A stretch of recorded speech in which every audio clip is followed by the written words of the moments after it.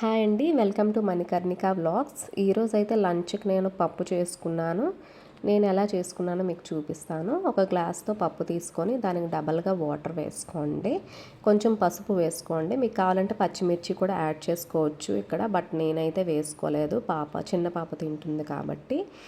So 3 whistles అయ్యాక open చేసి పప్పు గుత్తితో ఒకసారి పప్పు కలిపేసుకోండి. నేనైతే పలుచగా ఈరోజు చేసుకుంటున్నాను కాబట్టి కొంచెం వాటర్ వేసుకొని కలుపుకుంటున్నాను. కొంచెం ఉప్పు కూడా వేసుకొని బాగా కలిపేసుకోండి. పలుచగా కూడా బాగుంటుంది పప్పు. సో ఇలా కలిపేసుకొని ఒక 5-10 మినిట్స్ కుక్ చేసుకోవాలండి, అప్పుడు మొత్తం కలుస్తుంది.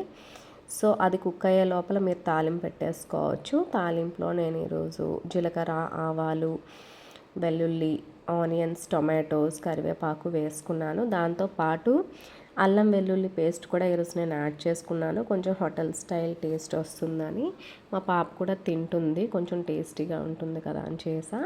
మీరు కూడా ఒకసారి ట్రై చేయండి. అల్లం వెల్లుల్లి పేస్ట్ వేసుకుంటే చాలా బాగుంటుంది పప్పు. అది మోస్ట్లీ హోటల్స్లో అలాగే చేస్తారు కాబట్టి టేస్టీగా వస్తుంది. సో ఇలా తాలింపులు అన్నీ వేసుకొని ఒక 2-3 మినిట్స్ అలా కలిపేసుకొని కుక్ అవుతున్న పప్పులో మీరు తాలింపు వేసేసుకోవచ్చు. చాలా బాగుంటుందండి, మీరు ఒకసారి ట్రై చేసి చూడండి. మా ఇంట్లో అయితే నేను అప్పుడప్పుడు ఇలా చేస్తూ ఉంటాను. ఎవరైతే ఛానల్ని సబ్స్క్రైబ్ చేయలేదో ప్లీజ్ సబ్స్క్రైబ్ అవ్వండి. నేనైతే ఇంకా వీడియోస్ చేస్తూ ఉంటాను. నేను ఎలా చేసుకుంటానో మీకు చూపిస్తాను. సో ఇలా అయ్యాక మీరు పప్పులా కలిపేసుకోవచ్చు. ఇదిగోండి ఇలా వస్తుంది. ఈరోజైతే మా పాప కొంచెం ఏడుస్తూ ఉందండి, సో వీడియో తీయడం కొంచెం కష్టం అయింది, కొంచెం షేక్ అయింది. సో ఇలా వచ్చిందండి నాకు పప్పు